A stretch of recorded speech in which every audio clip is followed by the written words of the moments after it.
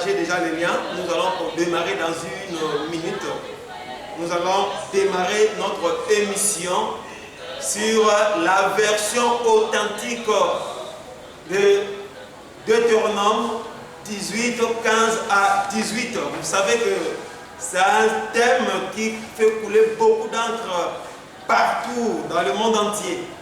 Alors, il y a déjà beaucoup qui sont dedans. Chacun veut tirer ses costumes pour lui. Mais par la grâce de Dieu, nous allons voir cela avec beaucoup de détails par la grâce du Seigneur. Aujourd'hui, c'est notre première intervention, c'est notre introduction. Alors, nous vous invitons de vous brancher, partager la vidéo, partager. Invitez vos membres de famille, vos amis et connaissances, parce qu'il y a de bonnes choses qui vont se dire par la grâce du Seigneur. Et si nous sommes là, ce n'est pas pour démontrer que nous sommes plus intelligents, nous connaissons plus. Non, c'est simplement parce que la charge nous est donnée de partager avec vous cette portion de l'Écriture, Deutéronome 18, 15 à 18. Alors encore une fois de plus, que Dieu vous bénisse. Partagez les liens, invitez vos frères et sœurs et le Seigneur nous sera favorable. Nous sommes à l'émission Le temps d'éclaircissement, c'est-à-dire que c'est le temps de vous éclaircir. C'est vrai que vous aviez écouté certainement cette parole ou cette portion d'écriture plusieurs fois, mais la Bible déclare que ne refusez pas d'entendre ou d'écouter celui qui parle. C'est très important.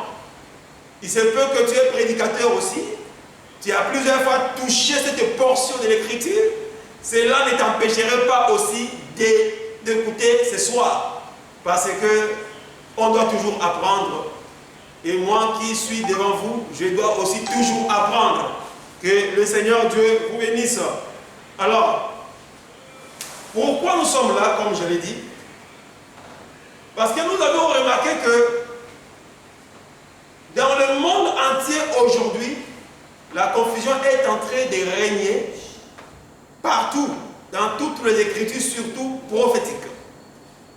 Alors, la Bible nous renseigne dans les livres de Psaume 119, 130, que je peux lire cela.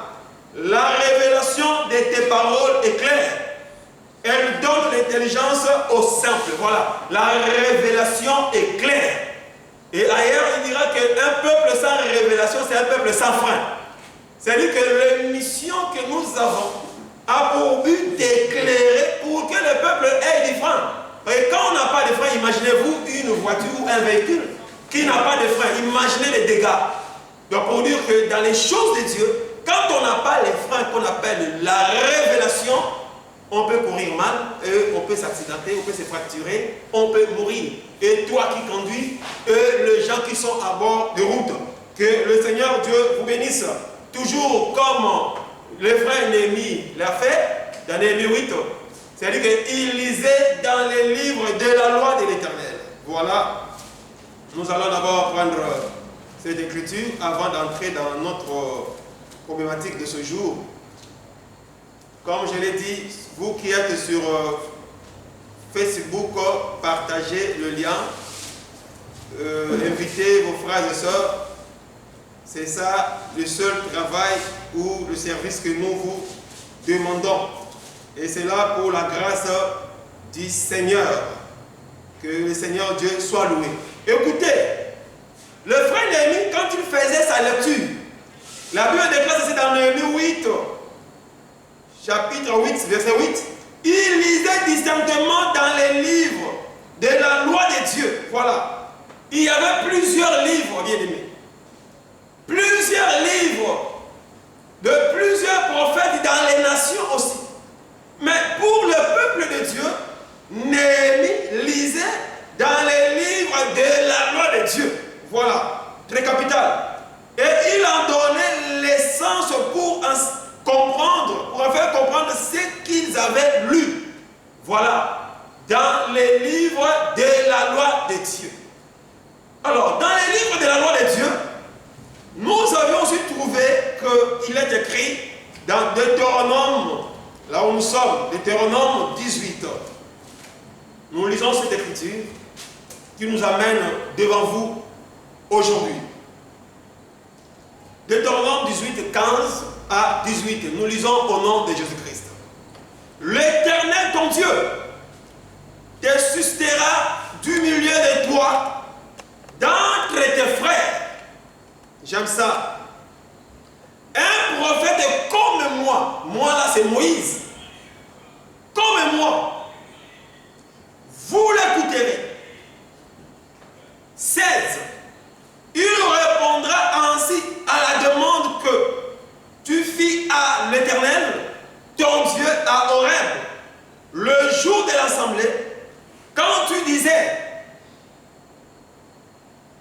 que je n'entende plus la voix de l'Éternel, mon Dieu, et que je ne vois plus ce grand feu, afin de ne pas mourir. Voilà. Le prophète qui viendra aura pour mission de répondre à la question du peuple que le peuple fit à Horeb le jour de l'assemblée. Et cette assemblée était une assemblée très compliquée parce que Dieu parlait, mais le peuple écoutait les coups de tonnerre, la trompette qui sonnait, la montagne était fumante. Et le peuple était dans la frayeur. Il dit à Moïse, non, nous ne voulons pas mourir. Toi-même écoute ce Dieu et viens nous rapporter. 17. L'Éternel me dit, c'est qu'ils ont dit est bien. Voilà. C'est-à-dire que la demande du peuple était bien pour l'Éternel. Je leur susciterai du milieu de leurs frères un prophète. Écoutez, un prophète. J'aime ça. Je leur susciterai du milieu de leurs frères un prophète comme toi, Moïse.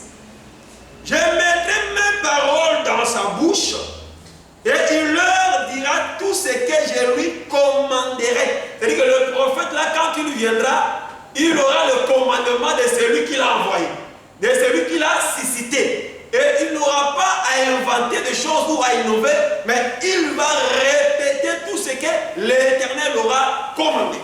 Ok.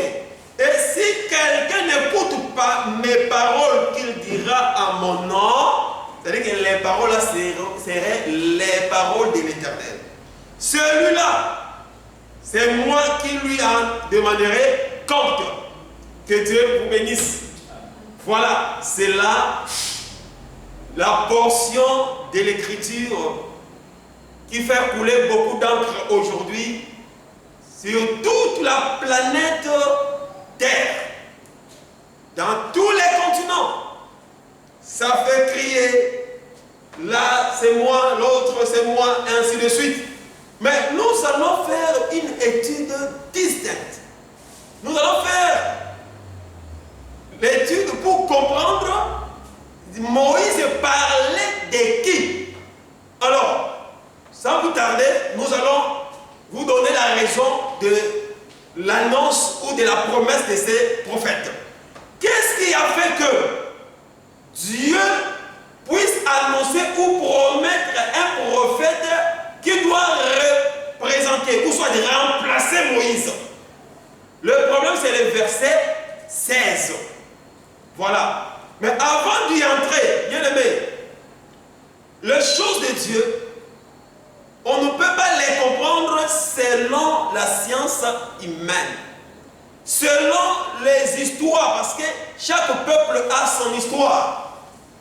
Et on ne doit pas baser la parole dans l'histoire des hommes. Mais quand nous lisons un verset dans la Bible, et que nous voulons le comprendre, bien aimé, il faut chercher toujours dans la Bible. La même Bible nous donnera les réponses ou les détails sur ce que nous avons comme un problème. Remarquez, j'ai lu une écriture dans le livre de Romains. L'apôtre Paul est en train de louer ces gens.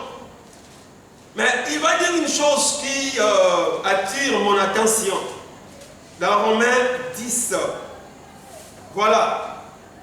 Il dit, nous commençons de 1 à 2. Frère, le vœu de mon cœur et ma prière à Dieu pour eux, c'est qu'ils soient sauvés. Le souci du ministère, c'est pour que les gens soient sauvés. La mission du ministère, c'est pour le salut des âmes. Il dit que c'est ça le vœu de mon cœur. Que ces gens-là qui sont dans l'ignorance, ces gens-là qui s'approprient parfois des Écritures illégalement, les usurpateurs du pouvoir, le souci de Paul, c'est qu'ils soient sauvés. Mais il ajoute ceci, je leur rends témoignage, voilà, quoi qu'ils sont encore loin du salut, les frères Paul rend témoignage que ces gens ont du zèle pour Dieu, mais sans intelligence. Que Dieu vous bénisse. Donc il y a des gens qui sont zélés pour servir Dieu, mais ce qui leur manque, c'est l'intelligence. Est-ce que l'intelligence ici, c'est lié à la science de ce monde, ou bien, je ne sais pas, à l'évolution du monde, ou bien à ceux-là qui forment des fusées, ou bien la technologie avancée? Je vous dis non. L'intelligence dont il est question ici, il faut faire attention. Parce que je veux entrer déjà dans notre introduction, je vais vous expliquer quelque chose. Remarquez, prenez les livres de 2 Chroniques. 2 Chroniques 26. Au temps du roi Osias. Nous allons vous faire remarquer une chose là-bas. Le temps du roi Osias. Parce que quand on doit servir Dieu, on doit le servir dans la compréhension de sa parole. Parce que Dieu, c'est la parole. Nous prenons 2 Chroniques 26. Vous commencez depuis 1, vous descendez, mais pour gagner le temps, nous prenons simplement 5. Voilà, il s'agit du roi Osias. Il s'appliqua à chercher Dieu pendant la vie de Zacharie, qui avait l'intelligence des visions de Dieu. Voilà, Zacharie avait l'intelligence des visions de Dieu. Ça c'est très capital. Donc Dieu a ses visions. Mais il faut maintenant quelqu'un qui ait l'intelligence des visions de Dieu. Et comme il avait l'intelligence des visions de Dieu, et dans le temps où il chercha l'Éternel, Dieu le fit prospérer. Voilà. C'est ce que l'apôtre Jean dit. Je veux que tu prospères en tous égards comme prospère l'état de ton âme. C'est que la première prospérité, c'est d'abord dans le sens spirituel. Ici, on nous parle de l'intelligence des visions de Dieu. Je peux vous dire que la loi de Moïse, tout ce que Moïse a fait dans sa vie, ça constitue les visions de Dieu. Parmi ces visions, il y a Deutéronome 18, 15 à 18. Que Dieu vous bénisse. Mais il faut quelqu'un qui ait l'intelligence des visions de Dieu. C'est cette intelligence qui a manqué à ces gens que pour la témoigner, ils ont du zèle, mais sans intelligence. Bien aimé, on sert Dieu dans l'intelligence de ses visions. Raison pour laquelle, si vous allez dans le livre de Daniel 1, vous allez comprendre une chose. Vous commencez depuis que vous descendez, quand ils se sont disciplinés pour ne pas être à la même table que le roi, manger les mains du roi. Dieu est venu se révéler à Daniel et ses 4 frères. Mais ce qui nous intéresse, c'est le verset 7. Dieu leur donna l'intelligence, nous allons dire ça. Ce n'est pas l'intelligence de la technologie moderne. Parce que la Bible, quand elle veut dire que j'ajoutais à la fois tout ce que vous connaissez et la connaissance aussi, les gens disent que c'est la connaissance de la technologie. Non, bien aimé. Écoutez, nous prenons simplement 17. Vous pouvez commencer depuis 8, Daniel 1. 8, vous descendez. Mais nous prenons 17. Dieu accorda à ces 4 jeunes gens de la science, écoutez, de l'intelligence dans toutes les lettres, donc l'intelligence de la lettre. C'est là où nous allons nous appesantir un peu. Et de la sagesse. Et Daniel expliquait toutes les visions. Ah, voilà. Et tous les songes. Que Dieu vous bénisse. Donc, dans Daniel, nous voyons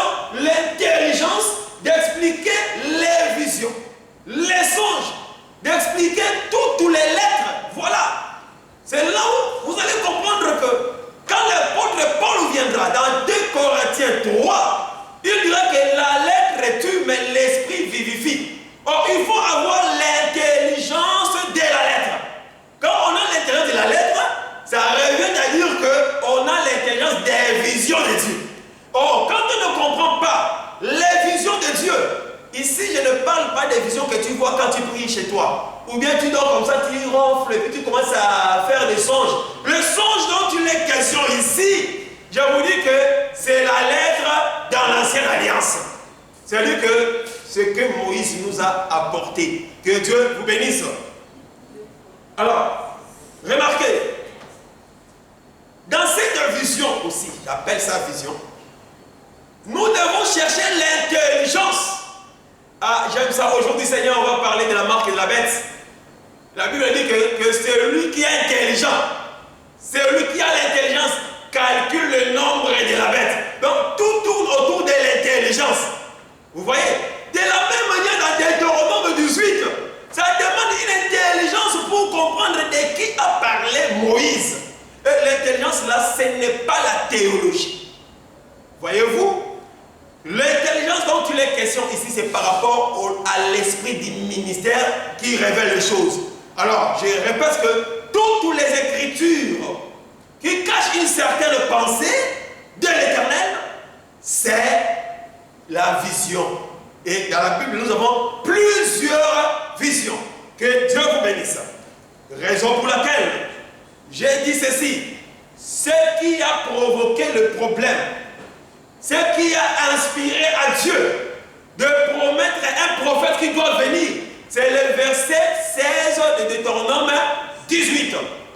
C'est-à-dire, si vous repartez dans Exode 19, Dieu a dit ceci. Dites au peuple d'Israël de se préparer le 3e jour. Très tôt matin, je veux me rencontrer avec eux. Je veux leur parler. Le peuple d'Israël s'est préparé, arrivé au bas de la montagne bien-aimée. La montagne commençait à trembler. Il y avait la fumée, le feu, les éclairs. Mais Israël était épouvanté, ne pouvait pas résister. Il dit non, nous ne voulons pas mourir, Moïse. Toi-même écoute Dieu et viens nous rapporter. C'est-à-dire quoi? Cet événement-là ne pouvait pas donner la vie au peuple. C'était comme la lettre qui tue. Mais Moïse écoutait la voix de Dieu qui disait, tu ne tueras point, tu n'auras pas d'autre Dieu en dehors de moi. Mais le peuple écoutait le coup de tonnerre. Oh, j'aime ça. Si les tonnerres ne sont pas expliqués, il n'y a pas la vie. Oui. Attention, il y a des tonnerres de l'autre côté de l'Apocalypse. Mais moi, je parle des tonnerres de l'Exode 19. Il y a des tonnerres qu'on doit expliquer pour donner la vie au peuple, mais il y a des tonnerres dont on a dit celles. C'est qu'on dit les 7 tonnerres. Que Dieu vous bénisse. Nous voulons avoir des précisions parce que Dieu parlait. Il donnait les 10 commandements. Mais quand il parlait, le peuple écoutait les tonnerres, les tremblements de terre. Quand vous voyez les volcans aujourd'hui dans Nyiragongo, là-bas en RD, c'est le volcan qu'on parle partout dans le monde. Ça n'a pas commencé aujourd'hui. Parce que Dieu est le véritable volcan. Ces jours-là, dans Exode 19, c'était le volcan. Les pierres s'est fondirent. Vous voyez, c'est ce que dit la Bible. Et le peuple ne pouvait pas supporter cela. C'est là où maintenant Dieu va promettre à Israël qu'il doit leur susciter, n'est-ce pas, un autre prophète comme Moïse. Mais il a répété cela dans le livre de Deutéronome 7, lisons la Bible. Ici, nous sommes en train de voir la raison qui a poussé à Dieu de promettre qu'un autre prophète viendra. C'est-à-dire que le peuple était devant la mort. Il n'a pas voulu mourir, sacrifier leur vie. C'est que le peuple cherchait un prophète qui devrait communiquer la vie. Voilà. Mais il doit être comme Moïse est sorti du milieu du peuple. C'est là où est caché son nom. Voilà. Je prends Deutéronome rapidement, Deutéronome 5. Je vous à la maison. Vous pouvez commencer un peu plus haut. Vous commencez depuis 1, vous descendez pour gagner le temps parce que c'est le temps. Nous prenons simplement, nous descendons, nous prenons 25. Vous pouvez commencer à 22. Je prends simplement 25 pour gagner le temps. Ici, le peuple relatait ce qui s'est passé à Horeb. Vous voyez, le peuple dit, et maintenant, pourquoi mourrions-nous? Car ces grands feux nous dévorera. Si nous continuons à entendre la voix de l'Éternel. Donc la voix de l'Éternel, c'était tout un feu dévorant. Le peuple refusait d'être dévoré. C'est là où Dieu doit promettre maintenant un autre prophète qui viendra parler, mais pas comme dans le feu. Est-ce que vous voyez cela? Pourquoi mourrions-nous? L'Éternel, notre Dieu, si nous attendons, nous sommes là à attendre la parole de notre Dieu, nous mourrons. Quel est l'homme, en effet, qui n'ait jamais entendu, comme nous la voix du Seigneur, Dieu, parlant du milieu du feu, et qui soit demeuré vivant? C'était ça le problème. Parce qu'avant d'expliquer le prophète qui viendra, nous devons comprendre d'abord quel est le but, ou soit qu'est-ce qui a occasionné, n'est-ce pas, la promesse là de la venue de ces prophètes. C'est très important. Donc, le parler de Dieu à la montagne de Sinaï, c'était tellement épouvant et que le peuple ne pouvait pas supporter cela. Alors il dit, l'Éternel vous suscitera un autre prophète, il répondra à la demande. Et Élie aussi à son tour, quand il est venu, il a suivi le même effet. Quand il va fuir Élisabeth, plutôt Jézabel et Akab, arrivé dans le creux du rocher, Dieu va lui dire sors. Et Dieu va passer devant Élie. Là je suis dans le livre de 1 roi 19. Vous voyez, je peux vous lire ça rapidement. Parce qu'il y a des gens parfois qui ne lisent pas la Bible. Nous profitons de ce temps, c'est juste l'introduction.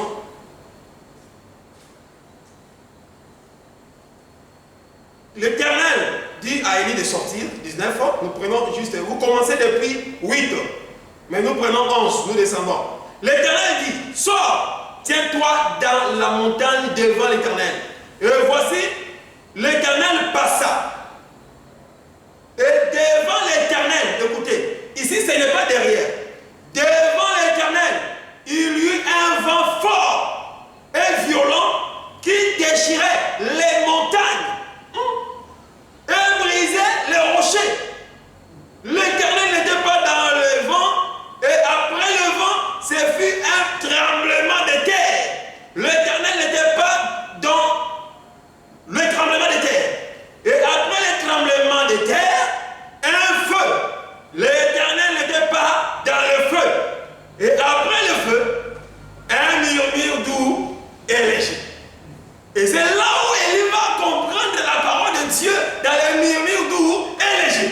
Donc dans le vent, dans le vent qui déchirait la montagne, qui déchirait, qui brisait les pierres, Dieu n'était pas là. Si vous prenez cet événement qu'Élie a vécu comme ça, Élie, c'est la même chose avec Exode 19 où Dieu parlait, le peuple écoutait le tonnerre. Et c'était le feu. Est-ce que vous voyez? Mais cela ne pouvait pas, n'est-ce pas, assurer le peuple, donner le salut au peuple. Mais le salut ou la compréhension était dans le murmure doux et léger. C'est que le prophète qui viendra, son parler serait comparé au murmure doux et léger. Est-ce que vous comprenez cela? Que le Seigneur Dieu vous bénisse. Donc j'ai pris ça juste pour, n'est-ce pas, paraphraser ce que l'autre a dit, le frère Moïse. Donc, le peuple voyait la mort. C'est là où nous comprenons directement que le vent, le feu, tremblement de terre, tout ce qui s'est passé là-bas, c'était tout un ministère que j'appelle ministère de la mort. Maintenant, le prophète qui doit venir, lui doit apporter la vie à ceux-là qui pouvaient, n'est-ce pas, avoir peur de la mort. Que Dieu vous bénisse. Et nous allons chercher ces prophètes-là. Mais avant tout, la Bible dit, Dieu va assister du milieu de tes frères. Un prophète, comme toi. Si nous commençons par là, n'importe quel juif peut se camoufler là-bas parce qu'il est au milieu des frères. Nous laissons d'abord ça. Parce qu'on doit chercher le nom du prophète promis par Moïse. Mais pour comprendre ces prophètes, nous allons d'abord décrire Moïse.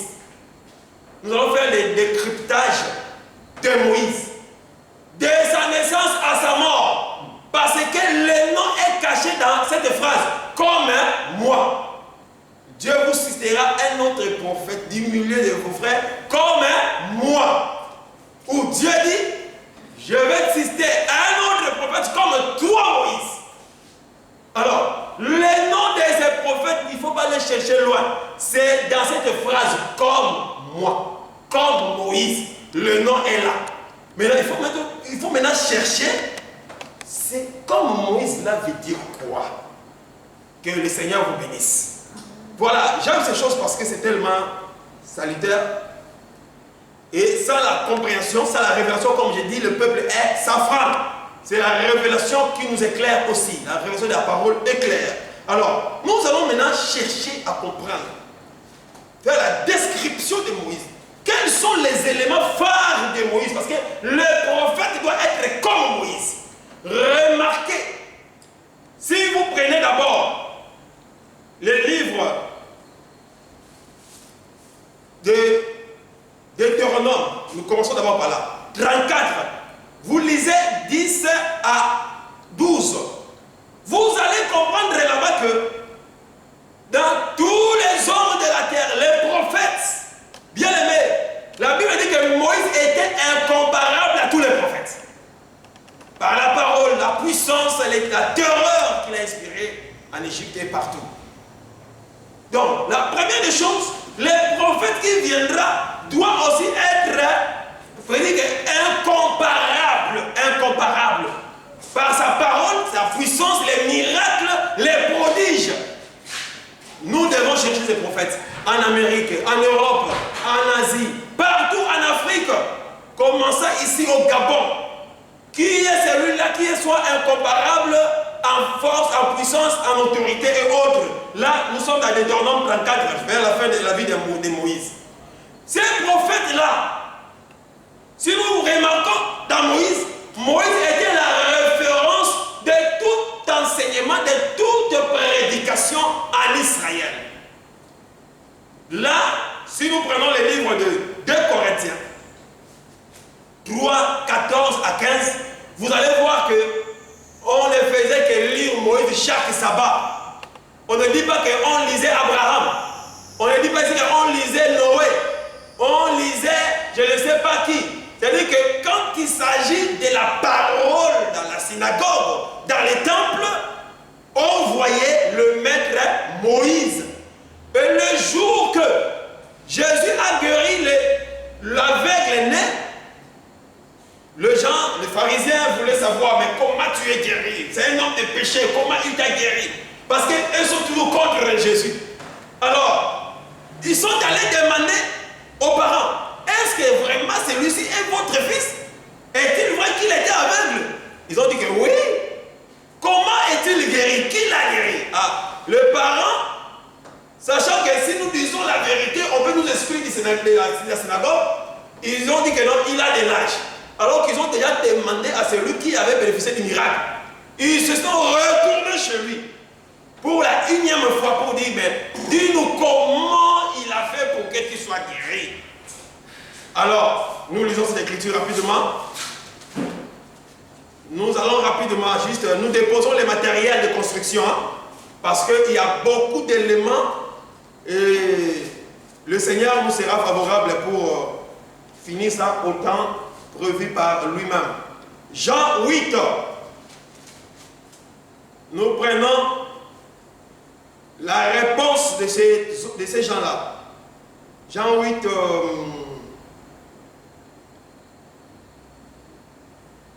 Si vous prenez 28 et vous descendez.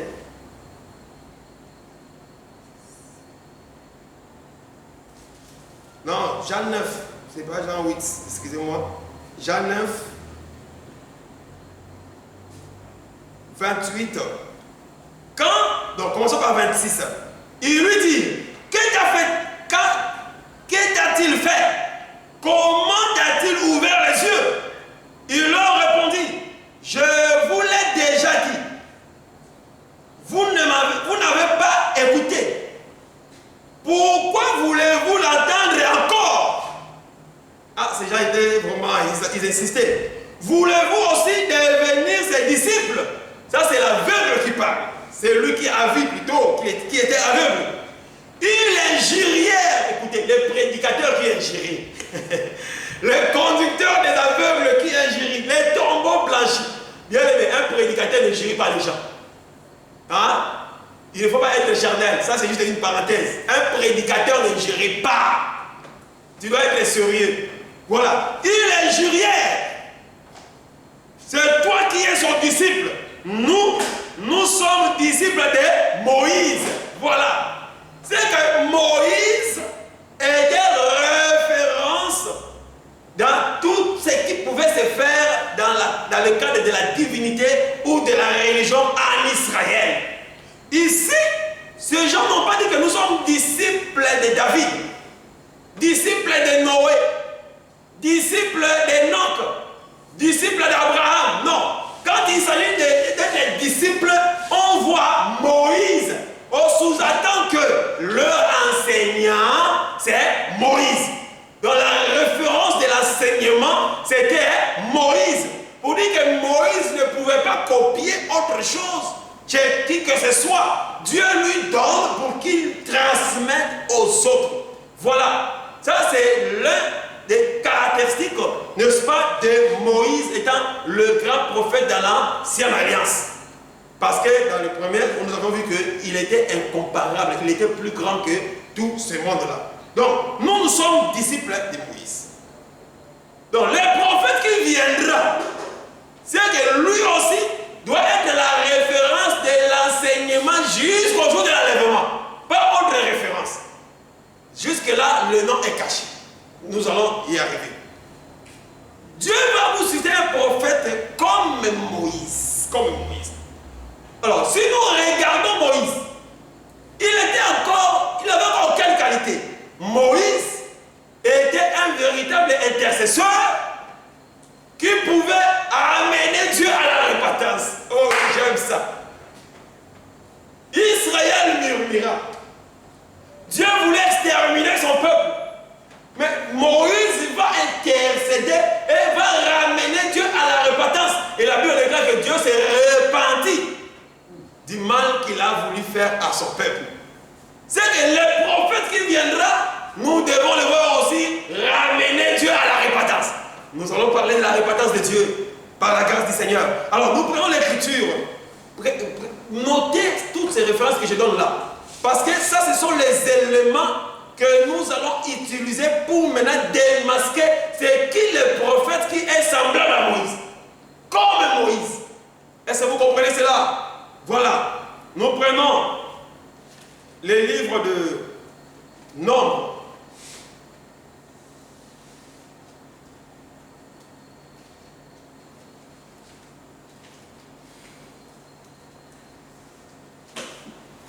Avant tout, nous prenons d'abord Deutéronome 5. Parce qu'étant intercesseur, il est l'intermédiaire entre Dieu et les hommes. C'est que le prophète qui viendra, c'est lui qui sera l'intermédiaire entre Dieu et les hommes. Nombre 5, ou plutôt Deutéronome 5, là où nous étions. Retournons là-bas rapidement.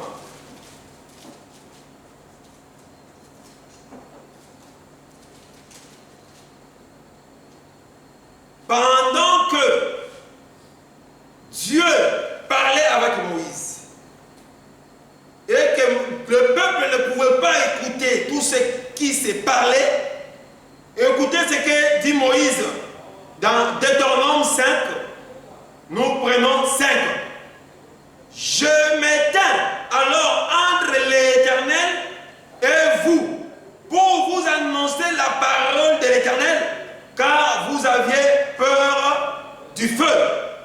avez peur du feu.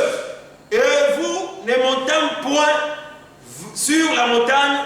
Et il dit, je suis l'Éternel, ton Dieu, qui t'a fait sortir du pays d'Égypte, de la maison de servitude. Vous voyez, ici, Moïse était entre Dieu et les hommes. Du coup, nous comprenons que Moïse était l'intermédiaire entre Dieu et les hommes. Est-ce que vous voyez cela? Entre Dieu et les hommes, c'est Moïse. Donc, il était l'intermédiaire. Il était celui qui pouvait faire les liens entre Dieu et les hommes. C'est que le prophète comme Moïse qui viendra, il doit être l'intermédiaire des hommes et Dieu. Que Dieu vous soit favorable. Voilà, nous prenons Exode. Exode. Bien aimé, il ne faut pas raisonner. Ici, nous prenons simplement les éléments. Nous faisons les décryptages de ce qui est Moïse. Tout élément phare de Moïse que nous allons aussi voir dans les prophètes qui viendront. Veut dire que le prophète qui viendra, s'il n'est pas comme tout ce que nous disons ici, veut dire qu'il sera un faux prophète. N'est-ce pas ça? Plutôt, Exode 32. Ici, le peuple va pécher. N'est-ce pas? Le peuple va pécher. Et Dieu a décidé d'exterminer le peuple d'Israël. Parce qu'ils se sont fait un veau d'or. Et ils ont dit, voici Israël, ton Dieu qui t'a fait sortir de l'Égypte. Dieu s'est fâché. Dieu dit que non, je vais exterminer ce peuple. Mais Moïse va monter vers Dieu et lui parler. Ramener Dieu de l'ardeur et sa colère. Voilà. Nous lisons rapidement 12. N'est-ce pas? À 13, rapidement, parce que le temps. Pourquoi les Égyptiens diront-ils, c'est pour leur malheur qu'il les a fait sortir? C'est pour les tuer dans les montagnes et pour les exterminer du dessus de la terre. Reviens de l'ardeur de ta colère et répands-toi du mal que tu veux faire à ton peuple. Voilà. 13. Souviens-toi d'Abraham, ainsi de suite, jusqu'à la fin. 14. Et l'Éternel s'est repenti du mal qu'il avait déclaré ou vouloir faire à son peuple. Ici, le grand prophète de l'ancienne alliance, il était capable d'amener Dieu à la repentance. C'est-à-dire, ramener Dieu dans le bon sentiment pour ne plus tuer.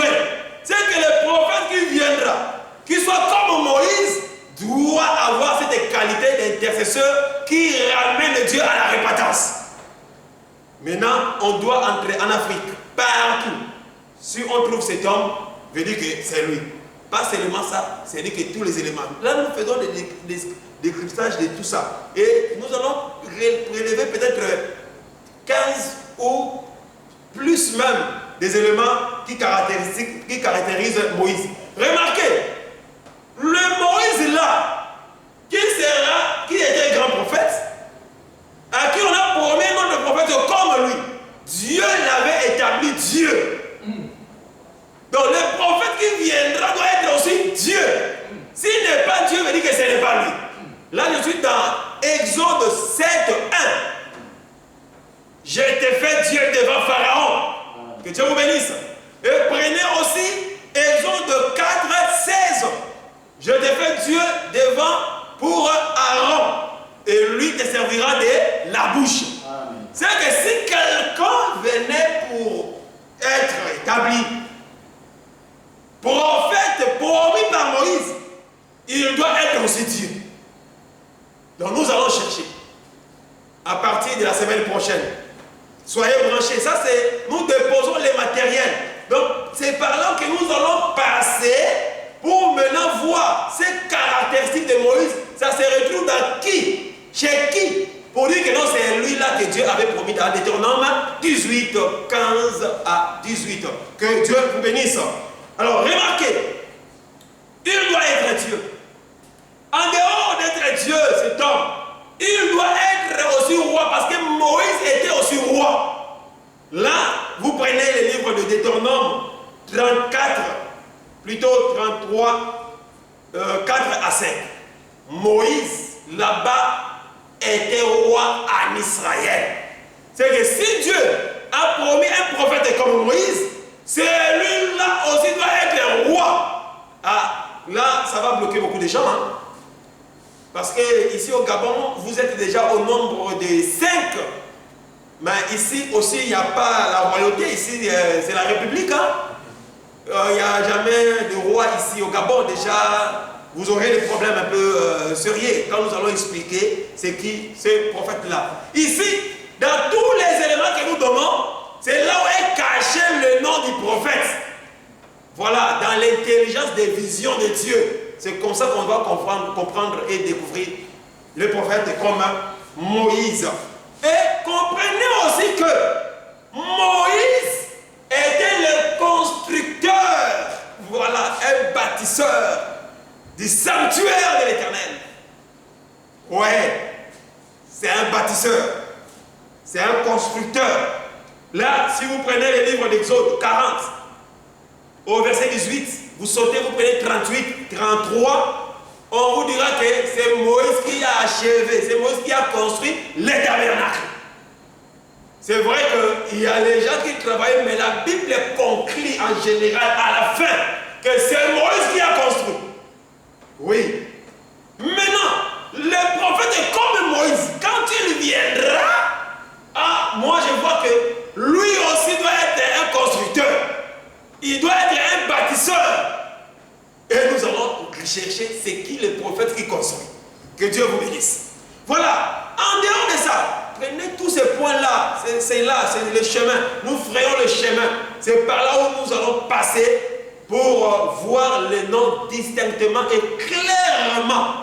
Voilà, c'est bien clair. Et ces prophètes, il faut comprendre que lui, Moïse, un jour, dans une assemblée, Dieu pouvait faire un travail compliqué, quelque chose d'étrange avec ce Moïse. Nous prenons tout simplement ces éléments qui vont nous aider. Nombre 11. Nombre 11.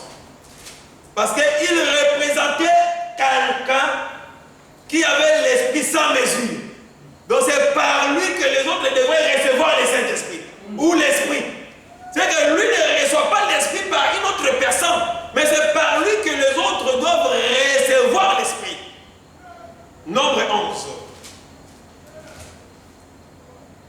Vous prenez 17 à 25. Là, vous trouverez que Dieu a pris l'Esprit dans Moïse. Dans Moïse, il a pris l'Esprit et il a répandu cela aux autres. C'est que le prophète qui sera comme Moïse, qu'on a promis, doit avoir aussi l'Esprit sans mesure, capable aussi de distribuer l'Esprit aux autres. Gloire à Jésus. Qui est cet homme? Son nom est clair. Je pense que là, vous commencez déjà à voir clair, n'est-ce pas? Parce qu'il n'y a pas un prophète dans la Bible dans lequel Dieu a pris l'Esprit et a donné aux autres personnes. Dans toute l'ancienne alliance, comme c'est lui le grand prophète, veut dire que les gens devaient être baptisés de son esprit. L'Esprit doit partir de chez lui envers les autres. Et le prophète est comme lui, nous devons lui voir aussi baptiser les autres du Saint-Esprit. Que Dieu vous bénisse. Et si quelqu'un n'a pas cette faculté, cette capacité, il doit déjà se mettre dehors. Moi déjà, je me dis que ce n'est pas moi.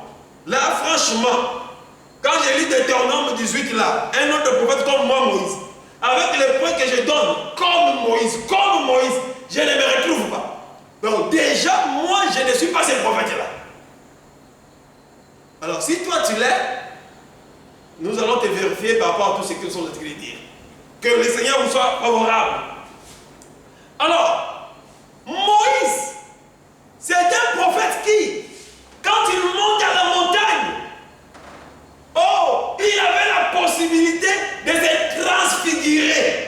C'est-à-dire, sa peau devenait comme la lumière. Voyez-vous cela? Oui, Moïse est transfiguré. Et Israël avait du mal à le regarder parce qu'il rayonnait. Il rayonnait. Si Dieu a promis un prophète comme Moïse, c'est-à-dire que le prophète là doit aussi avoir la capacité de se transfigurer. Prenez Exode 34 à 35. Vous allez voir que Moïse pouvait se transfigurer à la montagne. Que Dieu vous bénisse. Nous sommes presque à la fin. Nous allons nous arrêter un moment. Mais ce n'est pas fini. Un prophète est comme Moïse. Parce que le nom du prophète qui viendra est caché dans comme Moïse. Comme Moïse. C'est là où est caché le nom. C'est là où est cachée l'identité du prophète. Au jour de la naissance de Moïse, nous avons vu un décret de la mort. Avant même, on tuait les enfants. Les enfants devraient mourir à cause de la venue de Moïse dans la terre, sur la terre. Étant les sauveurs, les enfants doivent mourir. Cherchons maintenant en Amérique, cherchons en Afrique, cherchons en Europe, en Asie. Qui est ce prophète qui, au temps de sa naissance, on a donné le décret de tuer tous les enfants mâles? Si on trouve ce prophète-là, donc il a une portion. On va chercher d'autres éléments. Si c'est lui. Que Dieu vous bénisse. Voilà un peu. En bref, ce que je pouvais dire. Mais saisissez aussi, là je vais vous donner les références, même après, que Moïse, non pas après, même maintenant, Moïse, s'il était mort, on se limite là, il était mort à cause du peuple. C'est le péché du peuple qui le tua. Et sa mort a permis au peuple d'Israël d'entrer au repos. Le frère David a expliqué cela lui-même. Si vous prenez Nombre 20, voilà, Nombre 20, 12. Quand le peuple murmurait dans les déserts à cause de l'eau, Dieu a dit à Moïse, il va parler au rocher, il a frappé 2 fois à cause du peuple, la colère du peuple. Et à cause de cette action, Dieu lui a dit que non, tu n'entreras pas. Dieu l'avait tué. Qui prophétise sur ça? Qui a expliqué ça? C'est le livre de Psaume 106. Si vous prenez 32, Moïse était puni à cause du peuple rebelle. Donc le prophète qui viendra comme Moïse doit accepter la punition de Dieu à cause du peuple. Doit accepter la mort à cause du peuple. Et sa mort doit nous entraîner au repos. Que Dieu vous bénisse. Ça, c'est les éléments. Écrivez ça. Posez vos questions. Et le vendredi prochain, nous allons commencer de toucher élément par élément que nous avons touché dans Moïse, ce qui caractérise le ministère de Moïse, la vie de Moïse, et chercher qui est le prophète, qui est comme Moïse. Après, nous toucherons le problème du millier de frères. C'est là où doit sortir le prophète. Que le Seigneur Dieu vous bénisse. Il y a les numéros qui s'affichent là. Si vous avez des préoccupations, des questions, appelez. Et en dehors de l'enseignement, nous sommes là pour vous soutenir dans des prières, dans vos cas, des difficultés. Le Seigneur est vivant. Nous croyons à la parole de la vérité et sa puissance qui l'accompagne. Et il n'y a rien qui soit impossible à la puissance de notre Dieu. Que Dieu vous bénisse. Nous saluons tous les saints dans le monde entier, tous les prédicateurs amoureux de la vérité. Que le Seigneur vous soit favorable. Ok, nous sommes à la fin de notre émission. Que le Seigneur vous bénisse. C'était votre humble serviteur, le frère Enoch, Église des Saints du Gabon. Au revoir. Que le Seigneur vous bénisse.